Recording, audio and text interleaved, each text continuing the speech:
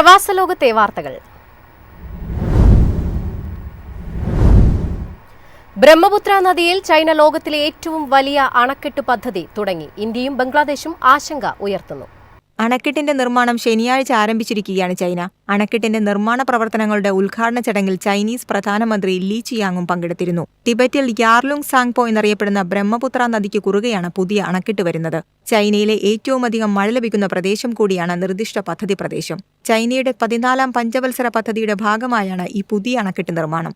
ഡിസംബറിൽ പദ്ധതിക്ക് ചൈനീസ് ഭരണകൂടം അനുമതി നൽകിയിരുന്നു. കാർബൺ ന്യൂട്രാലിറ്റി നയങ്ങളെ പ്രോത്സാഹിപ്പിക്കുക, ടിബറ്റിൽ നിന്നുള്ള വരുമാനം വർദ്ധിപ്പിക്കുക എന്നിങ്ങനെ നിരവധി ലക്ഷ്യങ്ങളാണ് ചൈനയുടെ പുതിയ ഡാമിന് പിന്നിലുള്ളത്. അണക്കെട്ടിൽ നിന്നും ഉൽപ്പാദിപ്പിക്കുന്ന വൈദ്യുതി പ്രധാനമായും ടിബറ്റ് അടക്കമുള്ള പ്രദേശങ്ങളിലെ ഉപഭോഗത്തിനായി കൈമാറും. ഇന്ത്യൻ അതിർത്തിയോട് ഏറ്റവും അടുത്ത സ്ഥലത്ത് അണക്കെട്ട് നിർമ്മിക്കുന്നത് പലതരത്തിലുള്ള ആശങ്കകൾക്കും കാരണമായിട്ടുണ്ട്.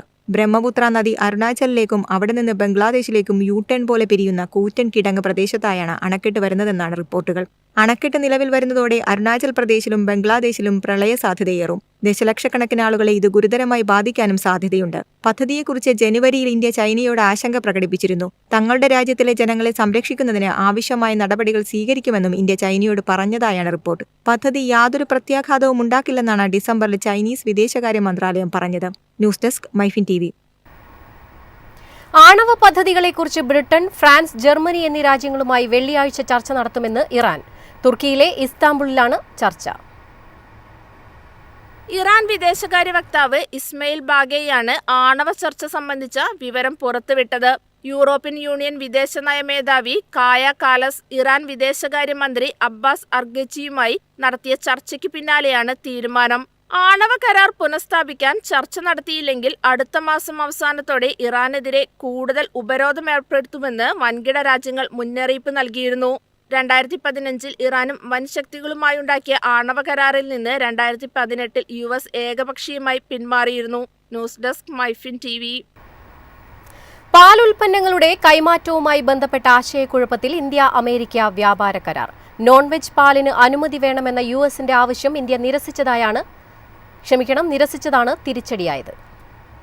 ഇന്ത്യൻ വിപണി അമേരിക്കൻ ഡയറി ഉൽപ്പന്നങ്ങൾക്കായി തുറന്നു തരണമെന്നാണ് ട്രംപിന്റെ ആവശ്യം. എന്നാൽ നോൺ വെജ് പാലിനായി ഇന്ത്യൻ വിപണി തുറക്കാനാവില്ലെന്നാണ് ഇന്ത്യയുടെ നിലപാട്. US-ലെ പാൽ സസ്യാഹാരമല്ല എന്നാണ് ഇന്ത്യ ചൂണ്ടിക്കാട്ടുന്നത്. ഇന്ത്യയിൽ പാൽ സസ്യാഹാരമാണ്. എന്നാൽ അമേരിക്കയിലെ ഉൽപാദന രീതിയുടെയും ഉറവിടത്തിന്റെയും അടിസ്ഥാനത്തിൽ നോൺ വെജിറ്റേറിയൻ പട്ടികയിലാണ് ഉൾപ്പെടുത്തിയിരിക്കുന്നത്. കന്നുകാലികൾക്ക് കൊടുക്കുന്ന തീറ്റയിൽ മറ്റു മൃഗങ്ങളുടെ മാംസമോ കൊഴുപ്പോ പാലോ രക്തമോ അടങ്ങിയിട്ടുണ്ട് എന്നതിനാലാണിത്. ഇന്ത്യയുടെ ആവശ്യം അനാവശ്യ വ്യാപാര തടസ്സമാണെന്നാണ് അമേരിക്കയുടെ വാദം. എന്നാൽ പാൽ ഉൽപ്പന്നങ്ങളുടെ കാര്യത്തിൽ വിട്ടുവീഴ്ചയില്ലെന്നാണ് ഇന്ത്യ വ്യക്തമാക്കിയത്. ഇന്ത്യ-US പരസ്പര തീരുവ ഒഴിവാക്കുക എന്ന ലക്ഷ്യത്തോടെ ഉഭയകക്ഷി വ്യാപാര ചർച്ചകൾ നടന്നുവരികയാണ്.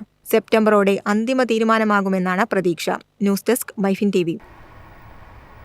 വ്യോമയാന രംഗത്ത് അവസരങ്ങളുടെ വാതിൽ തുറന്ന് UAE വിമാന കമ്പനികൾ. Emirates, Etihad, fly Dubai, air Arabia എന്നീ എയർലൈനുകളാണ് തൊഴിലവസരങ്ങൾ പ്രഖ്യാപിച്ചിരിക്കുന്നത്.